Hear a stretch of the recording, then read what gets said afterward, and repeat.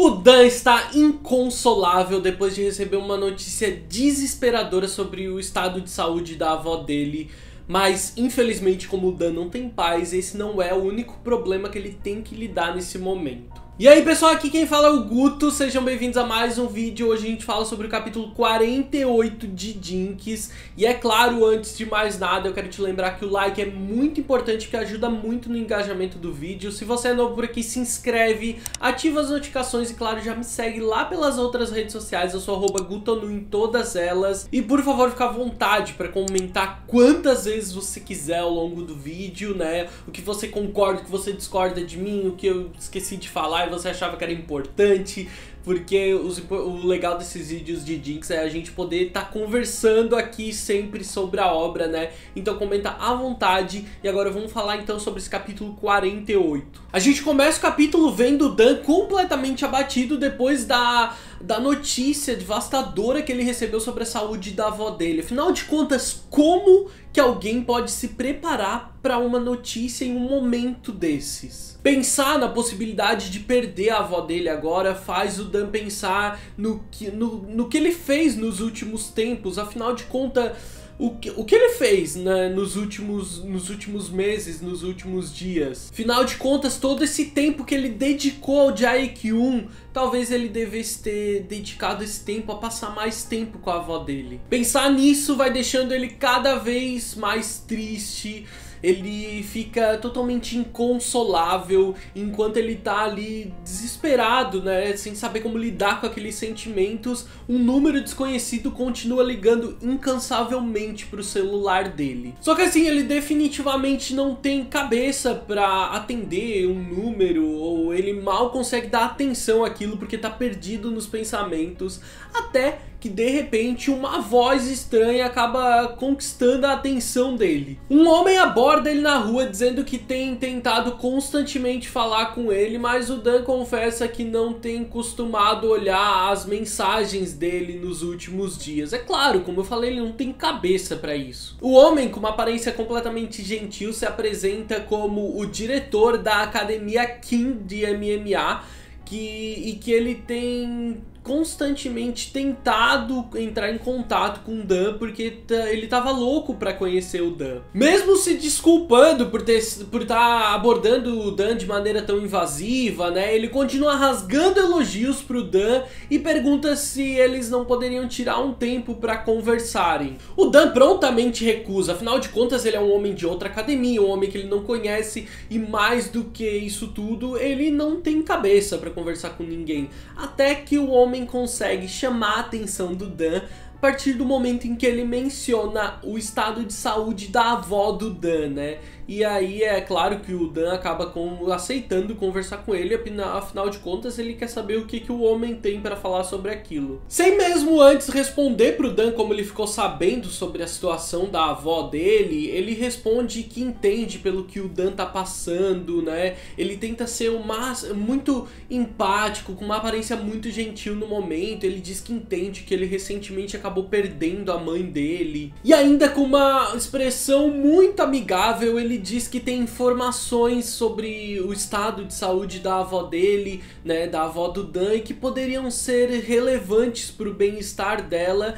E aí aqui, é claro, é óbvio, ele definitivamente prendeu a atenção do Dan. O homem leva o Dan para um café onde os dois possam conversar mais à vontade. Segundo ele, aquele café inclusive é dele, só basicamente ele comprou e só falta assinar o contrato. E assim, para os fãs mais saudosistas, né, de BJ Alex, a gente tem aqui no fundo do café a gente vê duas pessoas que a gente consegue perceber que são o Ji-won e o DJ juntos naquele café.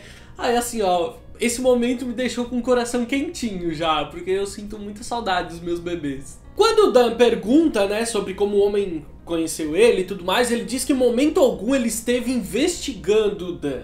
Ele só acabou interessado pelo Dan e saiu perguntando sobre ele por aí, acabou conseguindo algumas informações. Segundo ele, como o mundo do MMA é uma bolha pequena, as informações sobre o talento e a competência do trabalho do Dan acabaram chegando nos ouvidos dele e ele queria muito conhecer o rapaz. Ele só não responde como ele soube sobre a situação da avó do Dan, né? E ele continua o tempo inteiro conversando com aquele semblante gentil e aquele sorriso amigável no rosto.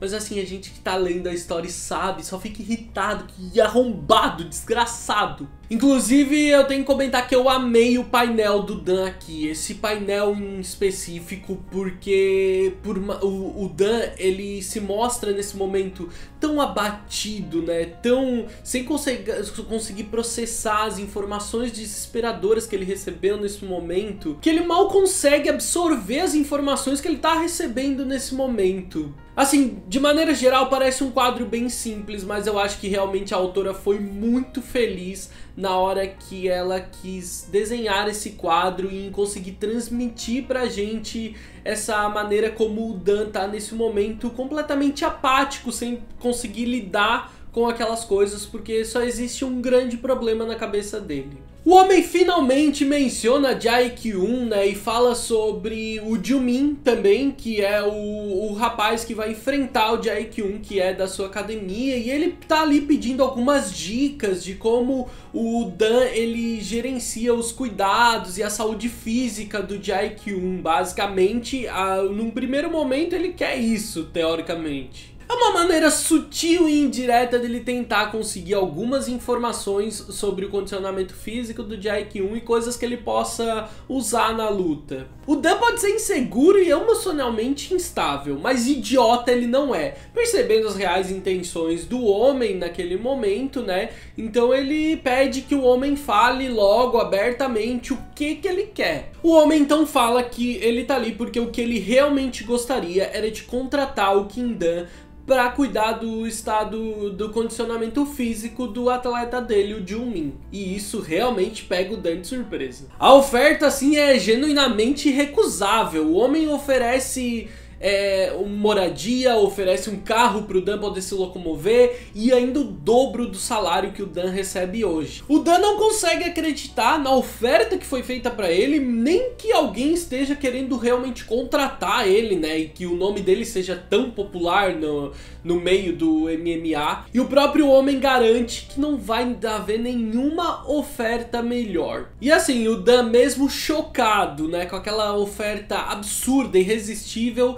ele acaba recusando a oferta. Então o homem apela pro golpe mais baixo que ele podia. Ele menciona a avó do Dan e posse sobre a academia da qual ele é diretor, da qual ele faz parte, né? A academia nos Estados Unidos para a avó do Kim Dan. E claro, eles estariam dispostos a arcarem com todos os custos. Percebendo ainda a hesitação do Dan, né, que não está disposto a aceitar a oferta de emprego, mas bastaria aí algumas pequenas informações sobre o tratamento completo para a avó do Dan. Basta o Dan compartilhar quais são os planos do Jae-kyun para a próxima partida e também como anda o condicionamento físico do Jae-kyun e a situação daquele ombro problemático dele. Então o Dan se vê completamente dividido entre a sua ética e moral, né, e o que ele tem combinado e prometido com o Jae-kyun pelo bem-estar da sua avó que ele tanto ama,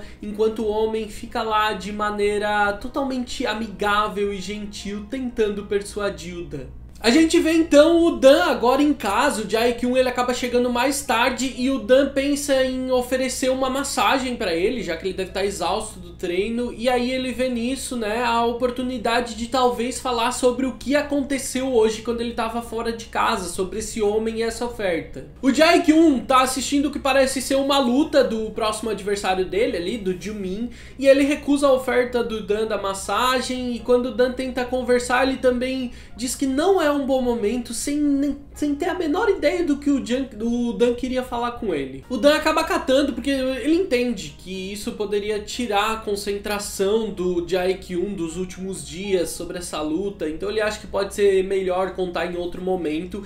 E aí a gente recebe um flashback vendo que mesmo com todas aquelas ofertas absurdas, o Dan ele prontamente recusou a oferta do homem de trair o Jae-kyun e conseguir o tratamento para a avó dele. Então meio que o Dan queria contar tudo o que aconteceu, mas no final das contas o resultado é de que o Dan recusou, ele não iria trair o Jae-kyun.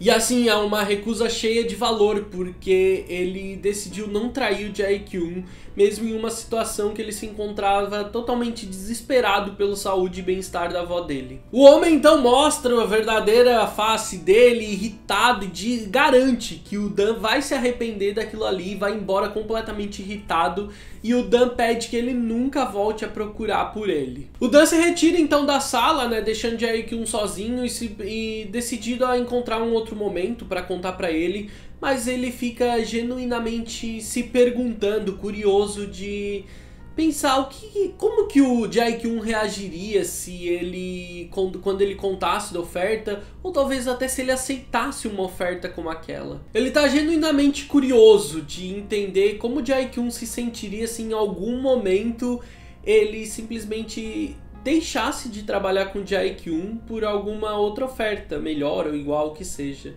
Então, de repente, enquanto ele tá sozinho, o Jae-kyun recebe uma mensagem anônima com uma foto no celular, e a imagem mostra o Dan conversando com um homem que ele reconhece ser o diretor, o CEO da academia de MMA, onde o Ju-min faz parte, né, o próximo adversário dele. É uma foto do momento em que os dois estavam conversando naquele café, em que o homem agiu de forma super amigável, e é óbvio que essa foto sem explicação pode ter interpretações completamente distorcidas, e assim que ele recebe a foto, o Jae-kyun fica completamente em choque e o capítulo acaba. É um momento pra gente que gosta do Dan desesperador, porque isso coloca o Dan em uma situação muito delicada e ao mesmo tempo me deixa muito curioso de saber tudo que tá passando na cabeça do Jae-kyun nesse momento, em ver uma coisa como aquela, porque ele definitivamente não esperava uma traição vinda do Kim Dan, que é óbvio que a gente sabe que não aconteceu, mas ver aquela foto sem nenhum contexto não é o que ele deve estar pensando. Se inscreve no canal para acompanhar os próximos vídeos de Jinx, né? Eu volto em breve pra gente falar sobre o capítulo 49. Eu espero que vocês tenham gostado do vídeo, eu vejo vocês no próximo vídeo. Um grande beijo, tchau, tchau!